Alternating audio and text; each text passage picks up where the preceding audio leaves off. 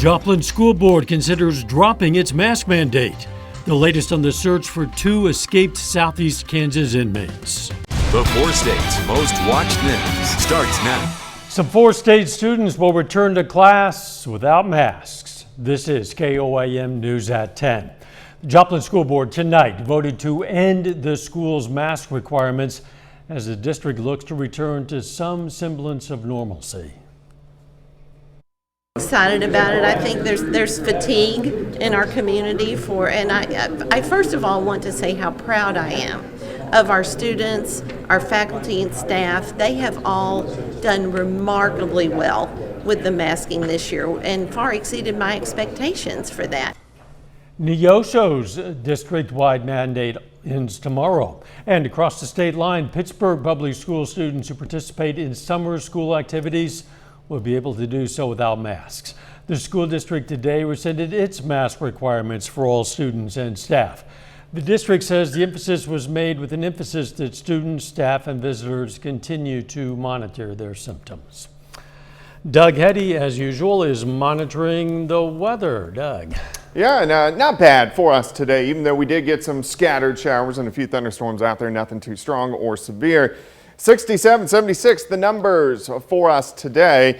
Any isolated thunderstorms that we had out there earlier, these are all gone. So it looks pretty quiet as we go through the overnight hours tonight and then into tomorrow morning. There's maybe a random isolated storm out there, but really it looks pretty good as we head into the daytime hours on Wednesday. We'll start to really warm up. Temperatures are going to be quite a bit warmer as we're actually going to go into the mid 80s. Still right now, upper 60s to near 70 degrees. We do have to watch for severe weather. Tonight, we're not going to see any severe weather. Tomorrow, a few isolated storms. We do have a very low shot, but look at this. Thursday, a moderate threat. Thursday night, a high threat for severe weather. So, of course, I'm going to break this all down for you. All coming up here in just a little bit. All right, we'll see you then. Thanks, Doug. Cherokee County authorities are asking you to keep an eye out for these 2 men. Mark Hopkins II and Wayne Martloff escaped from the jail in Columbus overnight. Cherokee County Sheriff David Grove says the men escaped through a plumbing area. The men are considered armed and dangerous. Hopkins was held for a double homicide. Martloff was in jail for drug-related crimes. Authorities have filed additional charges for aggravated escape. A Fairland, Oklahoma woman is dead following a crash in Ottawa County.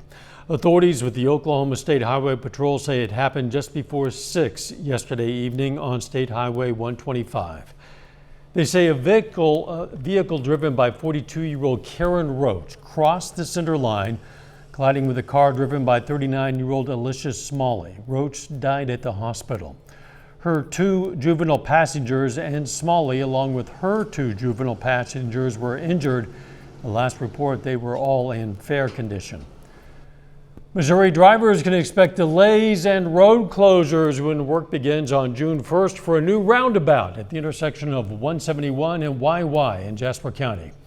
MoDOT officials say the change is coming to enhance safety in the area. The existing intersection is close to the railroad tracks that run along 171. That means vehicles, especially large semis and farm equipment approaching from the west on YY, have to sit across from the railroad tracks waiting for a gap in the traffic. The new roundabout intersection will be moved over to prevent that from happening. For much of the construction, you're going to be able to use the existing roads, but there will be times that the road must be shut down. When that happens, drivers will be directed to use detours. The project cost nearly $10 million and officials expect it to be completed by December 15th. As many businesses struggle to find workers, Joplin Workshops Incorporated is hiring people with disabilities to fill their positions. One worker we spoke with says he's glad to be able to be back to work, making a difference. It feels real good being able to put my part in, help out the community. You know, we bale cardboard, we make parts, or we put together parts for Lazy Boy. You know, people can still have their paper towels and paper plates and toilet paper, paper products. Joplin Workshops is a nonprofit. It's located at 520 Michigan Avenue. 1 year ago today, a Minneapolis police officer killed George Floyd. Floyd's death sparked outrage and months of demonstrations around the U.S. with demands for police reform. Floyd's family is in Washington to echo those calls to President Biden and members of Congress.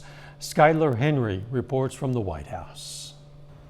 Gatherings in Minneapolis and around the nation mark the one-year commemoration of the tragic police-involved killing of George Floyd. There's been a lot of names added to the list after my brother's death, and still nothing is being done. Members of Floyd's family, including his young daughter Gianna, went to Washington, D.C., where they first met with House Speaker Nancy Pelosi and California Congresswoman Karen Bass. Say his name. George Floyd. Afterwards, they met privately with President Biden at the White House. Being here today is an honor, to meet with the president and the vice president and for them to show their concern to our family. Floyd's death sparked months of protests throughout the country and around the world, renewing calls for police reform. President Biden had asked Congress to pass legislation by today's commemoration, but lawmakers won't meet that goal. I'm hopeful that sometime after Memorial Day, we'll have an agreement. Tuesday afternoon, the Floyd family met with lead Senate negotiators on the George Floyd Justice and Policing Act, New Jersey Democrat Cory Booker, and also South Carolina Republican Tim Scott. They feel that they are close, the closest they've ever been, and so we want to encourage them in the spirit of this day. The Justice Department has opened a probe into policing practices in Minneapolis, and the 4 former officers involved in Floyd's arrest and death have been indicted on federal civil rights charges. Former Minneapolis police officer Derek Chauvin was convicted of Floyd's murder and is scheduled to be sentenced a month from now. Skylar Henry, CBS News, the White House. A local judge has delayed the state trial of the other 3 officers involved in George Floyd's death due to the federal case. Secretary of State Antony Blinken is overseas meeting with Israeli and Palestinian leaders as the ceasefire between Israel and Hamas holds for a 4th day. In Jerusalem, Blinken told Israeli Prime Minister Benjamin Netanyahu the U.S. would rally international support to help rebuild Gaza after the 11-day war with Israel, but would also ensure Gaza's Hamas rulers do not benefit from the assistance. Still ahead, the U.S. crosses a huge milestone in the fight against COVID-19. And you'll need to be vaccinated if you plan on taking a Royal Caribbean cruise this year. Major developments in our nation's battle to beat COVID-19. Today, the U.S. reached a new vaccine milestone. And as the country prepares to possibly add another vaccine for kids and teens in the arsenal against the virus, some school districts announced a full return to in-person classes in the fall. Mary Maloney is tracking it all in today's Health Minute. The U.S. reaching a critical milestone. Half of adults are now fully vaccinated. On Tuesday, the White House marking the major development. That number was around 1% when the president took office, so that's certainly a significant development. The announcement comes as states brace for a busy Memorial Day weekend. New York City reopening beaches and taking its mobile vaccination effort to their and other city attractions. You're going to see the buses, the vans. You're going to be able to go there, get your shot, and then hit the beach. And that's what we want for everyone. We want everyone to be safe. Meanwhile, a second vaccine maker announces its COVID-19 vaccines are safe for adolescents. Moderna joining Pfizer in saying testing reveals their vaccine is safe and appears to be effective for children ages 12 to 17.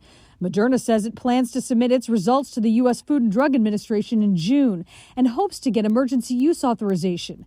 Adding to the vaccine supply as the nation's 2 largest public school districts announce a return to in-person classes 5 days a week in the fall. Welcome back to school! While schools in Los Angeles will also offer an online option, New York City schools will not offer virtual options. There's a lot of money in the rescue plan for schools to upgrade their ventilation. There really is no excuse not to have full in-person classes. For today's Health Minute, I'm Mary Maloney.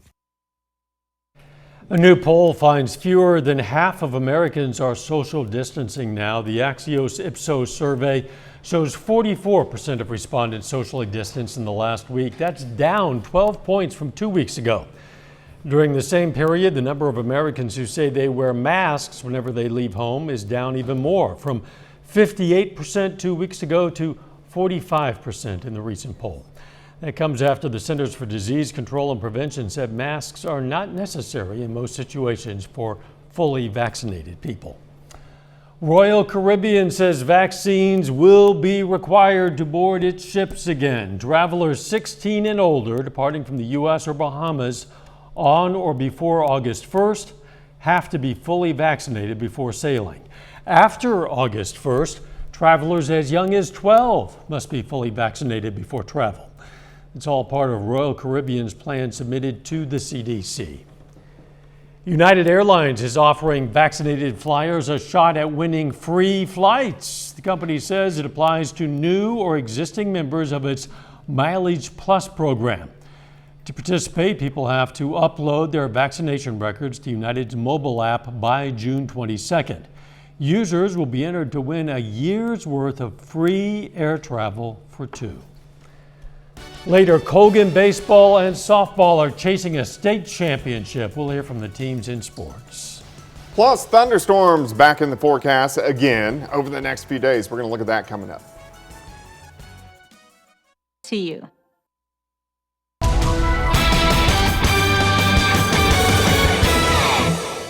Not a bad day for us today. We did have some scattered showers, a few thunderstorms across the region early this morning and then again during the afternoon into the evening hours. Nothing too strong or severe, but they were scattered about and a lot of clouds, which you can see on our Indigo Sky Casino and Resort. Of course, Indigo Sky is just outside of Seneca, Missouri. All right, temps. Right now, most of us upper 60s to near 70. We'll drop back a few more degrees, and that's about it. Most of us will kind of hover into the mid 60s. 69 right now, pressure is rising, humidity is up there, it's at 90%. Any scattered showers or any thunderstorms we had earlier today, these are gone. We look fine. I think most of us are going to stay mainly dry tonight. I am watching a few thunderstorms out to the west, but mainly dry for us tonight. There's just not a whole bunch that is going on across the region.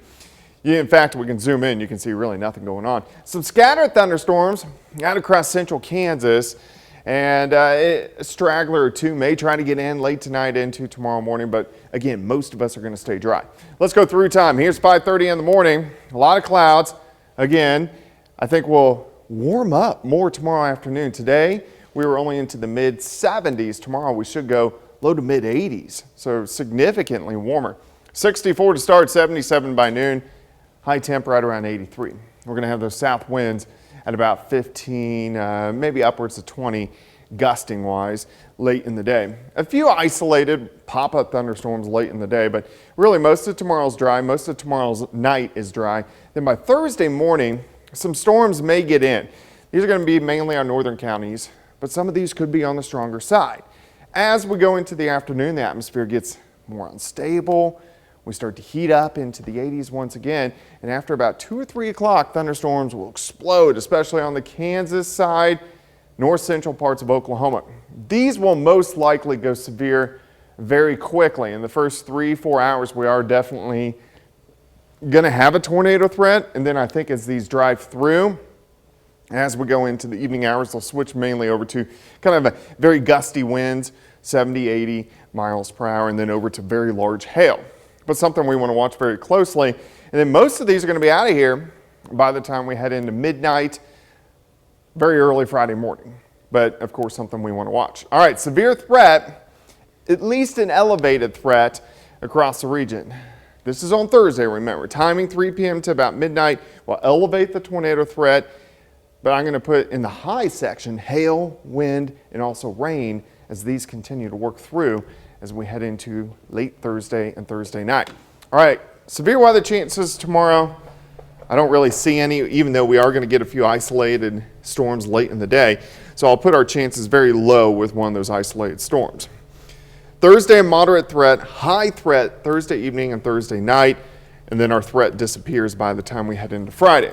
As we head into the holiday weekend, it's going to be really nice. It's just kicking off the unofficial start of summer. Most people like it a little bit warmer than 73, 74 degrees, but I think that's just about perfect. Yeah, I'm not complaining. Yeah, it's going to be dry. Doubly good. Yeah. Thanks, Doug.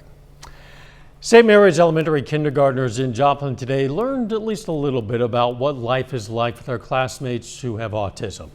The students went through an autism simulation activity. The activity had students experience different things like dealing with pebbles in their shoes and socks on their hands. They also had to write the alphabet while lights flickered. It's very important, and just the fact that we get to start early with the kindergarten classroom and start developing that mindset is a wonderful thing. Today's simulation was presented by Easter Seals, which also provided the school a $729 check for autism awareness. Downstream Casino is the spot for this year's Joplin Area Chamber of Commerce Business Expo. Today was a chance for businesses to connect with each other. The expo opens to everyone else tomorrow. Admission is $5. Children under 5 get in free. Really, it's an opportunity for the public to come tomorrow, Wednesday, from 10 to 2. This is open to the public. It's an opportunity for anybody to come to Downstream Casino, and we have over 100 businesses here. They have an opportunity to check it out, meet people. There's a lot of employers here that are hiring, so it's a really good opportunity for the community to come out and get a taste of what's new in Joplin. Yeah, that really was Toby Teeter. It's an 80s theme going on. This is the 29th year for the Joplin Area Chamber of Commerce Business Expo. Still ahead, Colgan baseball prepares for the state tournament, looking to continue an era of dominance under head coach Mike Watt. Danny Terzer has that and more next. EW.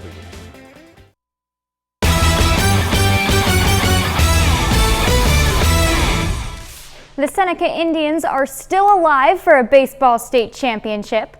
The Indians are in action tonight in the sectional round of the Class 4 bracket after claiming a district title over the weekend.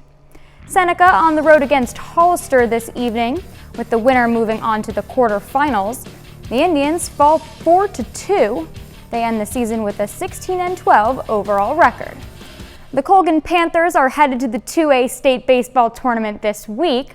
The Panthers won a regional championship last Friday to punch their ticket to Great Bend. Colgan is the number 5 seed in the 2A bracket and will face 4th-seeded Valley Falls in the first round on Thursday evening.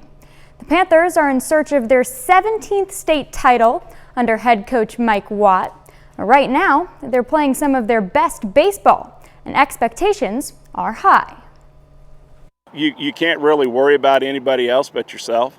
And like I said, our schedules prepared us. We've worked hard in practice. They've earned their way there. I fully expect us to go up and play well. Through our regional, we probably played as well as we have all year, and hopefully that will carry on to the state level. Feeling good. I think we have a real chance to win it, and I'm believing our guys, so we can definitely get it done. The Colgan Softball team is also headed to state this week. The Panthers have earned the number 7 seed in the bracket and will be on the field against Spearville in round 1 on Thursday. Colgan is aiming for back-to-back state titles. They won it all in 2019, and then COVID took away their chance to repeat. This year, they have a young team, but no less confidence in their chances to bring home another. I think with our pitcher on the mound, we have total confidence. We know that we can hit the ball. Our lineup, up and down the lineup, has really come along this year. And so our confidence is pretty high. We're pretty excited to get out there and see what we can do. Being in the CNC, we have game pressure all the time. There's really never any game that you think is a wash. And because of that, I think we're set up well for our state. Girls soccer tonight, the Webb City Cardinals on the road against Willard in the sectional round of the Class 3 state bracket. Webb City gets the 4-2 win. The Cardinals move on to meet Union in the quarterfinals on Saturday. Today is the second and final day of high school state golf tournaments in Kansas. Here are a few notable local performances. In Class 4A, Chanute's Drayton Cleaver shoots a 72 today. He finishes the state tournament in 3rd place at 4 over. In 2A, Easton Reynolds for Yates Center also places 3rd. A 73 today puts him at 8 over for the tournament. As a team, Frontenac secures 4th place in 3A. Today they shoot their lowest team score of the season at 331. And Cole Niederklein helping that team score out in a big way. He hits a hole-in-one on the 13th today. That's a look at sports. We'll be back with more news after this. Missouri. Take time now to honor a local veteran, Staff Sergeant Thomas Beckett Sr. The Monette, Missouri native served in the U.S. Army, and we are proud to salute Staff Sergeant Thomas Beckett Sr.